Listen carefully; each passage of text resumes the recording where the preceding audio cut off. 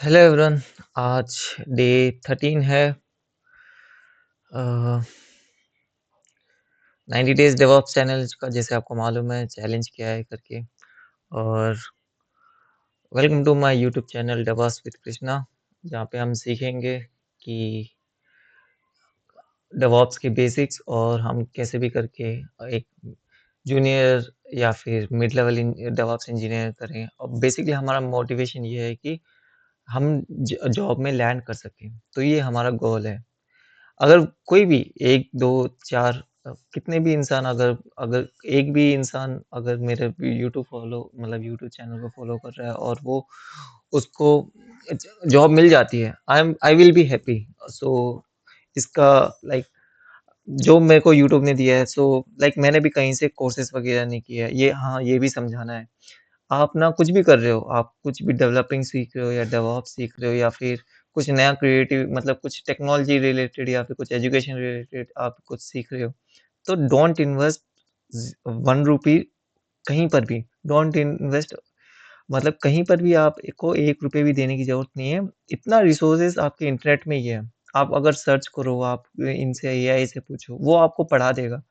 अ, और ये ऐसा भी है कि जब तक आप पैसे नहीं दो तो आप ध्यान नहीं दे सकते। फ्री की चीज़ों की वैल्यू नहीं होती। वही तो प्रॉब्लम है, फ्री की चीज़ों की वैल्यू दो, पढ़ो। वहाँ पे भी वही पढ़ाएँगे। अगर मैं यही कोर्स ना बाहर जाके मैं किसी को सेल करूँ या फिर किसी को मैं इंस्टीट्यूट में जाऊँ, दे विल पे। बट फ़ायदा क्या हुआ? लाइक एजुकेशन को हमें ऐसा मनी कमर्शियल नहीं करना है, ठीक है? तो जुड़े रहिए मेरे साथ, देखते हैं कि कितने दिन चलता है। तो मेरा तो यही सुझाव है, आप डेवऑप्स या कुछ भी आप फ्रंट एंड, बैक एंड कुछ भी सीख रहे हैं, आप 1 भी रुपए भी मत डालिए। आप खुद सीख सकते हैं, इतने कैपेबल हैं और इतने सारे लोग बता रहे हैं, यूट्यूब चैनल्स में सिखा रहे हैं। So follow them. चलो, तो आज हमारा एजेंडा क्या है? आज हम सिर्फ EC2 के आसपास घूमेंगे। EC2 क्या होता है? EC2 के टाइप्स क्या हैं? EC2 परचेजिंग ऑप्शंस क्या है? EBS क्या है? स्नैपशॉट क्या है? सो EC2 अगर आप ना कभी भी इंटरव्यू वगैरह में जाते हैं, तो वो आपसे ये सवाल पक्का पूछेगा, कौन-सा मशीन यूज़ कर रहे हैं और आप अ, मनी सेव करने के लिए क्या क्या कर रहे हैं और आप बैकअप कैसे ले रहे हैं? तो ये पक्का पूछेगा, कोई भी इंटरव्यू, चाहे वो आप फ्रेशर से जा रहे हो या फिर कुछ मिड लेवल इंजीनियर से जा रहे हो या फिर सीनियर लेवल इंजीनियर से जा रहे हो या फिर आप टीम लीड हो या फिर मैनेजर हो डेवऑप्स के, तो they will ask these things for sure. ये सबको पता होना चाहिए, इंटर्न से लेके मैनेजर तक, ठीक है? सो EC2 क्या है? एक वर्चुअल मशीन है। आप ये समझ लो, एक जैसे आपका लैपटॉप है, ठीक है? वो क्या है? एक फिज़िकल मशीन है, जो जहाँ पे भी आप अपना कंप्यूटिंग थिंग्स वगैरह बना रहे हो, ठीक है? EC2 क्या है? एक वर्चुअल, आपके पास मशीन नहीं है, लेकिन आप उस मशीन को यूज़ कर रहे हो, ठीक है? कैसे? जैसे कि रेंट लगा के, जैसे हम बोले ना बिलिंग्स होता है, तो हम रेंट लेके हम उसको इस्तेमाल कर रहे हैं मशीन्स को। तो हम कितने भी लैपटॉप पे कितने भी मशीन्स को हम लॉन्च कर सकते हैं, जितने हम चाहें, जितने की ज़रूरत है। तो उससे क्या होता है कि हमें हार्डवेयर की कॉस्ट नहीं आती, ठीक है? जैसे कि अगर मेरे को एक लैपटॉप लेना है, उसके हार्डवेयर की कॉस्ट बहुत सारी हो जाएगी। अगर वही हम वर्चुअल में जाके, समझ लो मेरे को 10 दिन का मेरे को अपना वेबसाइट होस्ट करना है, बस वहाँ पे जाके मैं होस्ट कर दूँगा, जहाँ पे मेरे को ज़्यादा फ़िक्र करने की ज़रूरत नहीं पड़ेगी हार्डवेयर वगैरह की, पीछे का स्ट्रक्चर वगैरह, नेटवर्किंग वगैरह, वायर्स वगैरह की, या फिर कुछ स्नैपशॉट्स वगैरह की मेरे को ज़्यादा अ, उसकी बैकअप्स वगैरह की ज़्यादा चिंता करने की ज़रूरत नहीं है, सब कुछ एक जगह हो जाएगा, ठीक है? तो यहाँ पे भी वही लिखा हुआ है कि बेनिफिट क्या है यहाँ पे, कि invest in hardware, no upfront. Upfront मतलब हमें अपने कुछ पहले से पैसे नहीं लगा रहे। कि ऐसा भी होता है ना, जैसे कि समझ लो आपका बिज़नेस चल रहा है, ठीक है? आप स्टार्टअप कंपनी हो। ये सब मेरे लाइव एग्ज़ाम्पल्स हैं और ये मेरा एक्सपीरियंस है। जैसे आपका स्टार्टअप कंपनी है, ठीक है?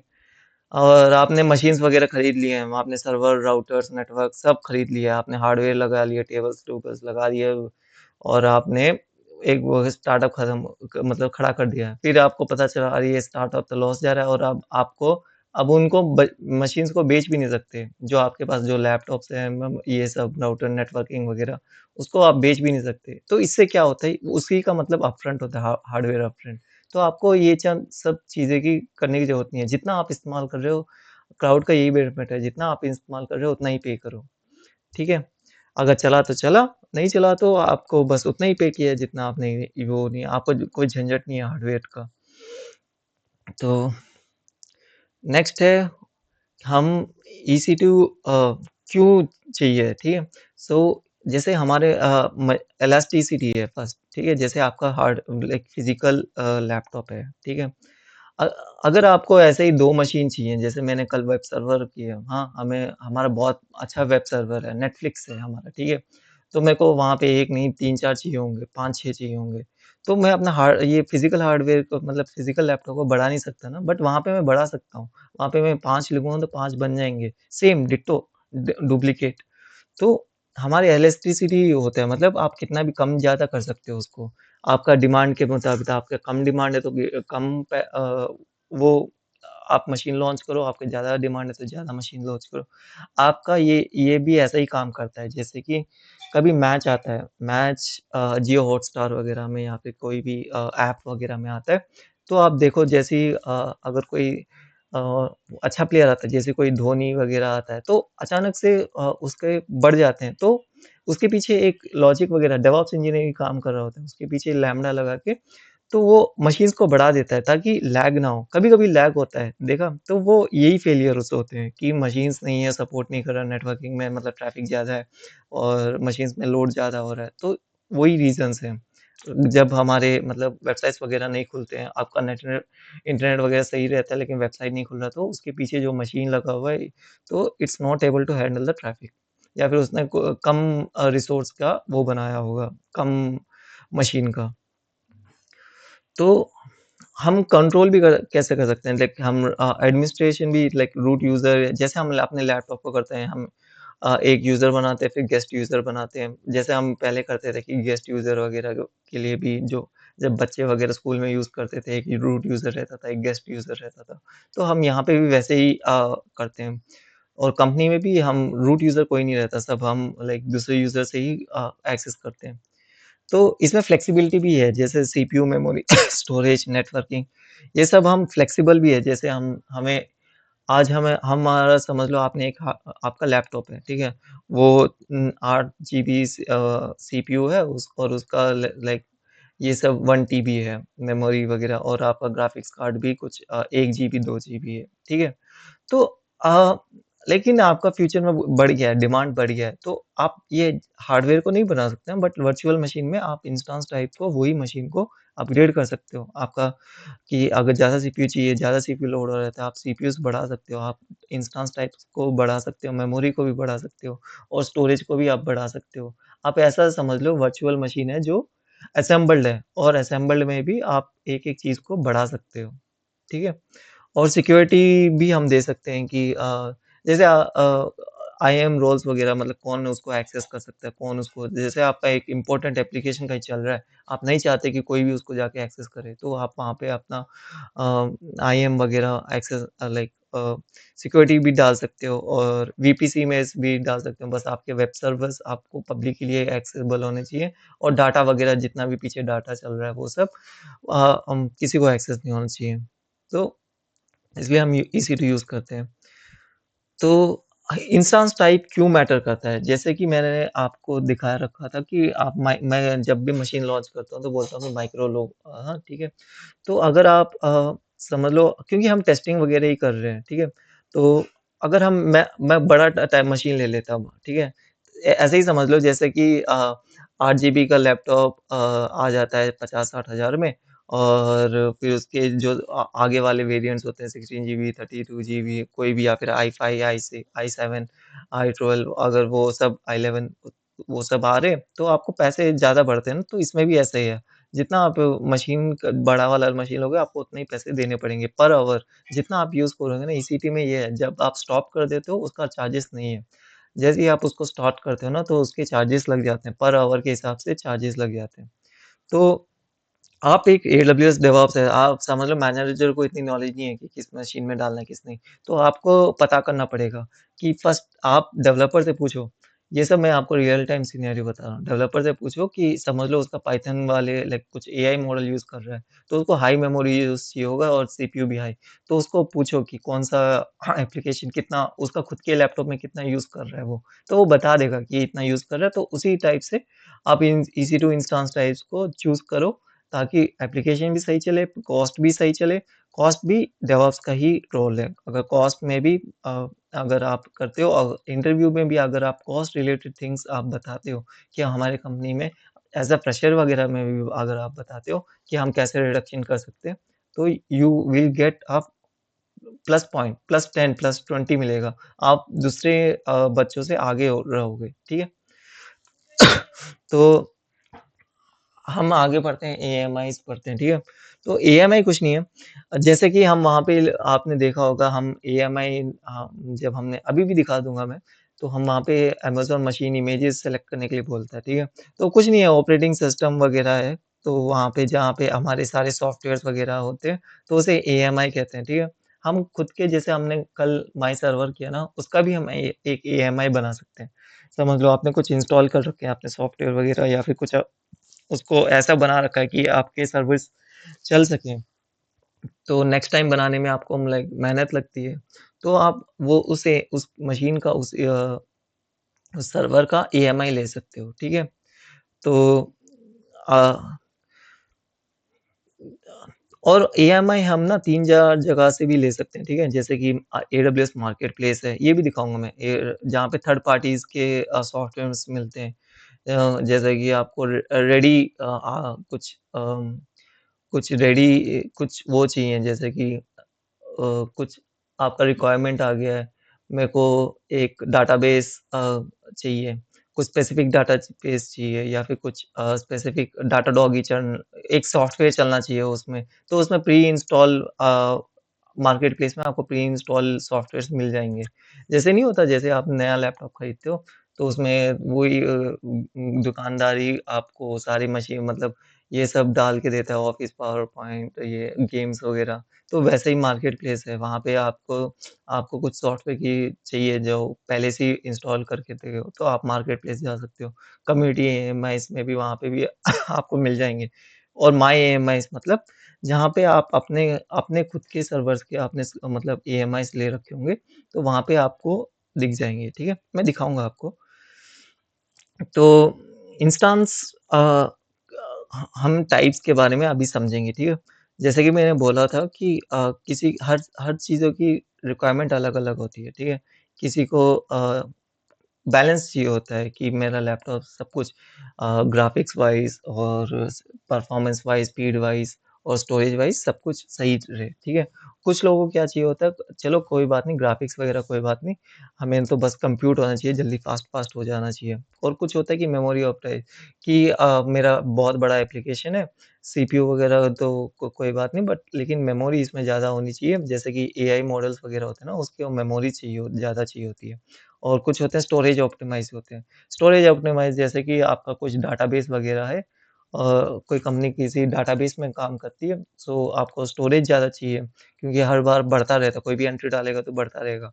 तो आप वो वाले इंस्टेंस यूज़ कर सकते हो। सो एक्सेलेरेटेड होते हैं जो जी जहाँ पे जीपीयूज़ जो होते हैं, जीपीयूज़ मतलब ग्राफ़िक्स जहाँ पे आपको ये सब बनाने गेमिंग्स वग़ैरह के या फिर आपको एआई टूल्स वग़ैरह जहाँ पे आपको ग्राफ़िक्स की ज़रूरत है। जैसे कि अभी एआई आ जाता है जो आपको आपके वीडियोज़ वग़ैरह को रीड कर देते हैं या फिर आपके डॉक्यूमेंट्स वग़ैरह को ये रीड करता है, उसके लिए जीपीयूज़ चाहिए होते हैं, ठीक है? तो most of the company general purpose use करते हैं ताकि बैलेंस रहे। तो जनरल में क्या होता है टी3 की सीरीज़ है ना, टी3 मशीन्स वग़ैरह वो सब जनरल है। फिर एम5 वग़ैरह भी जनरल तो आप हमेशा ये याद रखना जनरल पर्पज़ कंप्यूट मेमोरी और स्टोरेज में एक-एक इंस्टेंस टाइप को याद रखना, ठीक है? जैसे कि कंप्यूट में आ गया है तो हाई परफॉर्मेंस प्रोसेस चाहिए तो सी वाले टाइप्स होंगे, सी6जी, सी5 ठीक है? और मेमोरी वाले होंगे तो आर5 ऐसा। स्टोरेज वाले होंगे आई3 वाली सीरीज़, ठीक है? और बस ये ऊपर वाले 4 याद रखना कि और सबसे बेसिक अगर आपसे आपको इतना याद नहीं आता है, तो आप बोल देना मेरे कंपनी जनरल पर्पज़ यूज़ कर रही है T3 dot large, T3 dot x large, T3 dot T3 machines use कर रही है, ठीक है? तो EC2 प्राइसिंग मॉडल्स अभी देखते हैं, ठीक है? EC2 में भी ऐसा है ना कि AWS हमें कुछ सुविधा देती है, ठीक है? ताकि हम अपने प्राइसिंग्स को कंट्रोल में करें। तो प्राइसिंग बहुत इम्पोर्टेंट है डेवऑप्स में। अगर आप मशीन्स चला रहे हो और प्राइसिंग बढ़ रहा है, आपका कंपनी मतलब दूसरे दिन ही बैठ जाएगा, वो शटर बंद करके चले जाएगा, तो प्राइसिंग बहुत इम्पोर्टेंट है। तो तो 3-4 तरह के प्राइसिंग्स है यहाँ पे, ऑन डिमांड है, जहाँ पे शॉर्ट टर्म के लिए आप बोलते हो कि मैं इतना मैं पे करूँगा। तो अनप्रेडिक्टेबल वर्कलोड के लिए ऑन डिमांड हम यूज़ करते हैं। फिर हमें रिज़र्व्ड आता है, मैं दिखाऊँगा कहाँ पे ये प्राइसिंग देखते हैं। फिर रिज़र्व्ड मतलब आप इतना कमिटमेंट दे रहे हो, लॉन्ग टर्म के लिए कमिटमेंट दे रहे हो कि हम इतना यूज़ करेंगे, आपको पता है, आइडिया है कि हमें इतना लोड आएगा, इतना ये, तो आप वहाँ पे आपको 75% डिस्काउंट मिल जाएगा। 75% बहुत होता है, ठीक है? एक कंपनी के लिए बहुत होती है।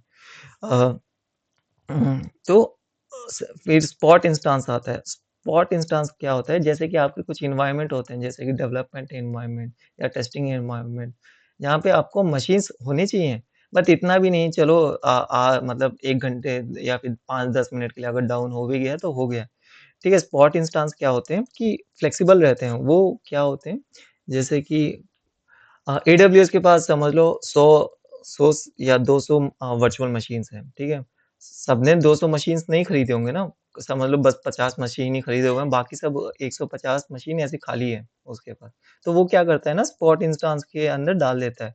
तो आप स्पॉट इंस्टेंस जब यूज़ करोगे ना, तो आपका मशीन नहीं है वो AWS का ही मशीन है। बस आपने ऐसा ले रखा है कि थोड़ी देर के लिए मैं यूज़ कर लेता हूँ, अगर किसी ने उसको क्लेम कर लिया, जैसे 50 मैंने बोला ना, 50 से समझ लो किसी ने का डिमांड आ गया उसको, तो वो मशीन चेंज कर देगा, या फिर आपके पास अगर मतलब वहाँ पे उसके AWS के पास भी वो मशीन नहीं है, तो वो आपका पूरा मतलब डाउन हो जाएगा। तो you are okay with it, ठीक है? कि मैं मतलब अगर ये बंद भी हो जाता है सर्वर, तो डेव एनवायरनमेंट वगैरह में ना, अगर आप स्पॉट इंस्टेंस रखोगे तो आपको अ, पक्का बहुत सेविंग होगी और आपको 90% डिस्काउंट मिलेगा। तो आपका पूरा एक एनवायरनमेंट, जैसे प्रोडक्शन कभी डाउन नहीं होना चाहिए, ठीक है? अगर आप डेव में भी आप ऐसा कर दो कि पूरे मशीन्स अगर कभी डाउन नहीं होगा, तो डबल बिल बनेगा। अगर आप ऐसा फ्लेक्सिबल करो कि डेव में चलो कोई बात नहीं, थोड़ी देर के लिए बंद हो गया तो क्या है, मतलब कुछ नहीं होने वाला, क्योंकि डेव एनवायरनमेंट है, वो थोड़ी ना प्रोडक्शन है। तो you can go with the spot instance. आप ये सारे एग्ज़ाम्पल्स बता सकते हो। फिर सेविंग प्लान्स हैं, तो वहाँ पे आपको कमिटमेंट भी देना होता है कि मैं 1 साल के लिए, 3 साल के लिए इतना ही मैं यूज़ करूँगा, तो आपको उतने उसके हिसाब से वो प्राइसिंग देगा। ठीक है? तो इसके बाद हम इलास्टिक ब्लॉक स्टोरेज के बारे में बताएँगे। ऐसा समझ लो कि ये आपका हार्ड डिस्क है, ठीक है? तो हम कल तक हम क्या दे रहे थे, 8 जीबी दे रहे थे, अ, तो हम इस ब्लॉ ये भी ऐसे समझ लो कि हम वर्चुअल मशीन एक असेंबल्ड है, ठीक है? तो हम ईबीएस में भी ना अपने वॉल्यूम्स को बढ़ा सकते हैं, ठीक है? जैसे कि EC2 आप ब्रेन समझ लो और ईबीएस हार्ड हार्ड ड्राइव समझ लो, जहाँ पे आपके अगर बंद भी हो गया लेकिन डाटा हमेशा वहाँ पे रहेगा आपका, ठीक है? जैसे कि हमारा मशीन खराब हो गया है, लेकिन हम कॉन्फिडेंट रहते हैं ना, हम हमारा लैपटॉप खराब हो गया, जैसे स्क्रीन टूट गया या फिर मदरबोर्ड में, तो लेकिन हार्ड डिस्क में सब कुछ डाटा रहता है ना, तो वैसा ही है, ठीक है? ईबीएस भी वही काम करता है। ईबीएस के 2 भी बहुत सारे टाइप हैं, एसएसडी, एक एसएसडी होता है और एक आईओटी होता है। हम आईओटी में नहीं जाएँगे क्योंकि अभी सिर्फ जीपी 3 यूज़ कर रहे हैं। आपसे पूछा भी जाएगा कि कौन-सा ईबीएस वॉल्यूम यूज़ कर रहे हैं, तो जीपी 3 हम यूज़ करते हैं, जनरल पर्पज़ है, जीपी मतलब general purpose.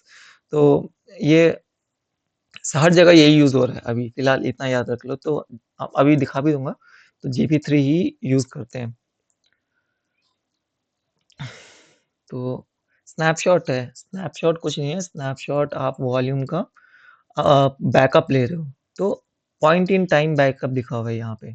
Point in time backup मतलब जैसे कि मैंने आपने उस वॉल्यूम में 1, 2, 3, 4 लिखा हुआ है, ठीक है? तो जब आप पहला स्नैपशॉट लोगे ना, तो 1, 2, 3, 4 पूरा वहाँ पे आपको जितना आपने डाटा है 1, 2, 3, 4 वो सब स्नैपशॉट में कॉपी हो जाएगा, ठीक है? फिर नेक्स्ट टाइम क्या होगा, अ मतलब इंक्रीमेंटल बैकअप बोलते हैं इसको। तो नेक्स्ट स्टेप क्या होगा, आपने 5, 6, 7, 8 लिखा है, तो वो क्या करेगा, वो 5, 6, 7, 8 का ही स्नैपशॉट लेगा, ना कि 1, 2, 3, 4, ठीक है? उसके पास पहले से ही है डाटा कि आपने 1, 2, 3, 4 पहले ही ले चुका है, फिर उसके बाद 5, 6, 7, 8, ठीक है? उ मतलब अ, जो पहला सेट होता है ना, वो पूरा कॉपी होता है, जो पहला होता है ना, कॉपी पेस्ट ही होता है, फिर उसके बाद जितना आपने डाला हुआ है ना, तो उतना ही कॉपी होता है। तो ये बहुत ज़रूरी है, क्योंकि हम डेली बैकअप्स वगैरह के लिए स्नैपशॉट स्नैपशॉट लेते हैं, हर कंपनी, उसका कुछ भी इम्पोर्टेंट सर्वर है या फिर डाटाबेस है ना, उसका रोज़ एक स्नैपशॉट जाता है, रोज़ 1-2 बार स्नैपशॉट करके हम उसको एस3 में भेजते हैं। एस3 कुछ नहीं है, जहाँ पे हम स्टोर करते हैं, ठीक है? तो ये इम्पोर्टेंट है, क्योंकि बैकअप भी आपसे पूछा जाएगा कि आप बैकअप कैसे लेते हो? डेली बेसिस पे लेते हो या फिर मंथली बेसिस में लेते हो या फिर वीकली बेसिस में लेते हो? तो बैकअप किसका लेते हैं हम, वॉल्यूम का बैकअप लेते हैं, फिर उस बैकअप को हम अमेज़न एस3 में बड़ा डाल देते हैं, क्योंकि ये स्नैपशॉट्स के भी चार्जेस हैं। आप जितना आप स्नैपशॉट डालोगे ना, तो उसमें भी आपको आपको चार्ज देना पड़ेगा। इसलिए हम क्या करते हैं, उसको एस3 में डालते हैं। एस3 में थोड़ा कम चार्ज देना पड़ता है, ठीक है? क्योंकि वहाँ एस3 में बहुत सारे पॉलिसीज़ होते हैं, जहाँ पे आपको स्नैपशॉट होता है, तो वहाँ से आप कम चार्जेस होते हैं। स्नैपशॉट का आप ना अ, बहुत यूज़ है स्नैपशॉट्स के, क्योंकि जैसे कि आपको कोई सर्वर में भी आपको कोई काम करना है ना, अगर आपने स्नैपशॉट लेके, ये मैं रियल टाइम एग्ज़ाम्पल दे रहा हूँ, आप लिखना है तो लिख लो, समझना है तो समझ लो, याद रखना है तो याद रख लो। समझ लो आपको वो रिक्वायरमेंट आ गया है, ठीक है? कि आपको जाके कुछ कॉन्फ़िगरेशन चेंज करने हैं, आपको उस मशीन में जाके कुछ चेंज करना है। तो अगर आप डायरेक्ट चेंज करो और आपसे कोई गड़बड़ हो गया ऊपर-नीचे, तो आपका बैकअप क्या है, रिकवरी क्या है? आप रिकवर नहीं हो सकते। तो अगर आप उसका एक एएमआई भी लेके और एक स्नैपशॉट भी लेके अगर आप करोगे, तो आपको एक भरोसा होगा, अच्छा मेरे पास तो इसका बैकअप है। तो अगर ये कहाँ पे कुछ भी हो गया ना, तो डेवॉप्स के पहले दिमाग में बैकअप आना चाहिए। कुछ भी वो कर रहा हो, मतलब छोटा-सा भी काम है लेकिन बहुत इम्पोर्टेंट वाला काम है, तो आप पहले बैकअप लो, फिर बैकअप के बाद ही कुछ करो। ठीक है? स्नैपशॉट करके ईएमआई लेके फिर कुछ उसके बाद ही कुछ करो, ठीक है? तो स्नैपशॉट कुछ नहीं, रीजन स्पेसिफिक होते हैं, और अगर एक बार हम स्नैपशॉट लोगे तो डिज़ास्टर रिकवरी और मतलब हम इसको शेयर करने में भी आसान होता है, ठीक है? तो अभी हम देखते हैं,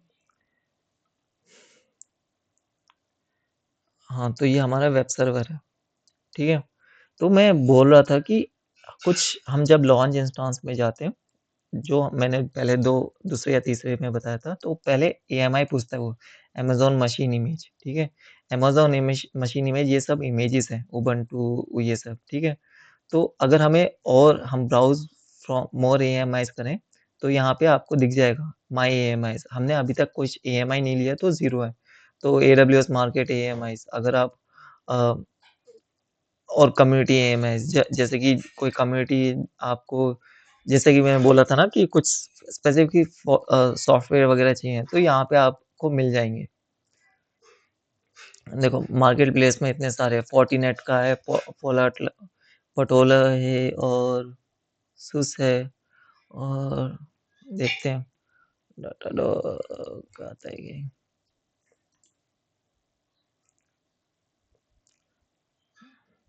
आईबीएम के हैं।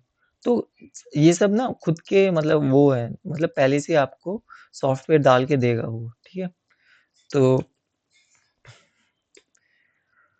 हुँ, तो यहाँ से भी आप ले सकते हो, अगर आपको थर्ड पार्टीज़ चाहिए फिर, और कम्युनिटी में भी जा सकते हो, और ये यहाँ पे माई ईएमआईज़ में आपके खुद के ईएमआईज़ होंगे, ठीक है? तो हम बैक जाते हैं,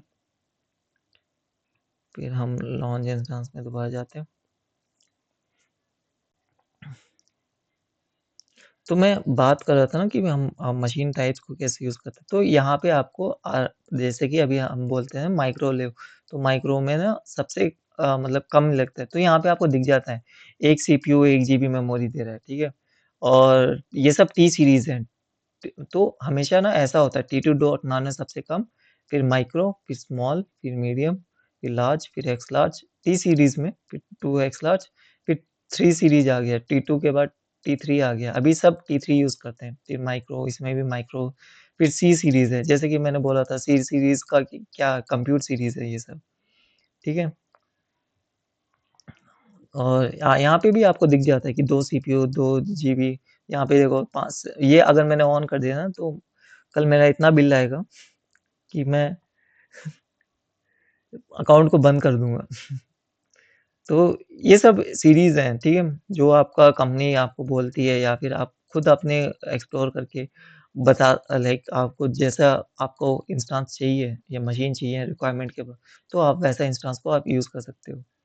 तो यहाँ पे भी वॉल्यूम है, जैसे कि यहाँ पे आया ना जीपी 3 तो ये आईओटी, आईओ1 ये सब भूल जाइए, जीपी 2 भी अब यूज़ नहीं कर रहे, सिर्फ जीपी 3 और यहाँ पे आप डायरेक्टली आप अपना वो बढ़ा सकते हो 30-40 कितना भी आप अपना इंस्टेंस के दे सकते हो और आपको एक ही साथ मैंने जैसे बताया था 3-4 लॉन्च 6-7 आप जी कितने भी आप लॉन्च कर सकते हो, ठीक है? कुछ लिमिट होती है शायद 10-20 कुछ लिमिट होती होगी। मोर देन वन अच्छा बस बोल रहा है कि ऑटो स्केलिंग ग्रुप यूज़ करो। और हम जैसे कि मैंने बोला ना ईएमआई ले सकते हैं हम। जैसे इस मशीन में हमारे कुछ सॉफ्टवेयर वगैरह डाल रखे हैं, ठीक है? तो हम एक्शंस में जाके इमेज एंड टेम्पलेट्स में अगर मैं क्रिएट इमेज करूँगा ना तो इमेज बन जाएगा और वो इमेज यहाँ पे ईएमआईज़ में हमें दिखेगा, ठीक है? और इस EC2 इंस्टेंस का हमें जैसे कि वॉल्यूम कम पड़ गया है, ठीक है? और वॉल्यूम को बढ़ाना है, तो हम वॉल्यूम्स में जाके जैसे कि अभी ये अटैच्ड है, तो वॉल्यूम भी ना अ, बाय डिफ़ॉल्ट अटैच आते हैं, ठीक है? हम इसको किसी और मशीन के साथ भी हम मतलब इसको डिटैच करके अटैच डाल सकते हैं। जैसे आपका कुछ अगर वो लाइक इंस्टेंस ना मेरा वेब सर्वर मतलब बंद हो गया है, ठीक है? बट वॉल्यूम है आपके पास, तो आप वॉल्यूम को ही जैसे कहीं यहाँ से डिटैच करके आप किसी कुछ और EC2 इंस्टेंस ओपन करके फ्रेश EC2 इंस्टेंस मतलब EC2 इंस्टेंस लॉन्च करके वहाँ पे आप अटैच भी कर सकते हो, तो आपका डाटा सेव रहेगा। तो यहाँ पे क्रिएट स्नैपशॉट अगर ये उड़ गया ना तो सब उड़ गया। तो आप स्नैपशॉट लेते हो और स्नैपशॉट को एज़ अ बैकअप होता है। तो यहाँ पे भी आपको स्नैपशॉट्स दिखेगा। यहाँ पे स्नैपशॉट्स, तो स्नैपशॉट्स में आपको आपके स्नैपशॉट दिखेंगे। तो डेली स्नैपशॉट्स भी होते हैं। हर कंपनी डेली स्नैपशॉट भी यूज़ करती है। तो आप ऐसा समझिए कि स्नैपशॉट आपका वो है मतलब आपकी लाइफ लाइक सेवियर है। अगर आप कुछ भी चीज़ कर रहे हो, आप या डाटाबेस वगैरह या इस सर्वर पे काम कर रहे हो प्रोडक्शन के, तो एक सेवियर की तरह है। तो आज इतना ही, बस आज थैंक यू और स्टे कनेक्टेड और वीडियो को लाइक कीजिए, सब्सक्राइब कीजिए और लिखिए डे 13। उससे पहले एक और चीज़ बताना चाहता हूँ कि ये सब मेरे पीपीटी मैंने एक ड्राइव में किया है, आज मैं लिंक शेयर कर दूँगा और जहाँ से आप मेरे पीपीटीज़ को एक्सेस कर सकते हो। डे 13 का भी पीपीटी है, 1-2 पीपीटी नहीं है क्योंकि मैं सेव करना भूल गया था, तो इट्स ओके क्योंकि वीडियो तो है ही, मैक्सिमम सब है, तो you can use it for your like making notes वगैरह। चलो ठीक है।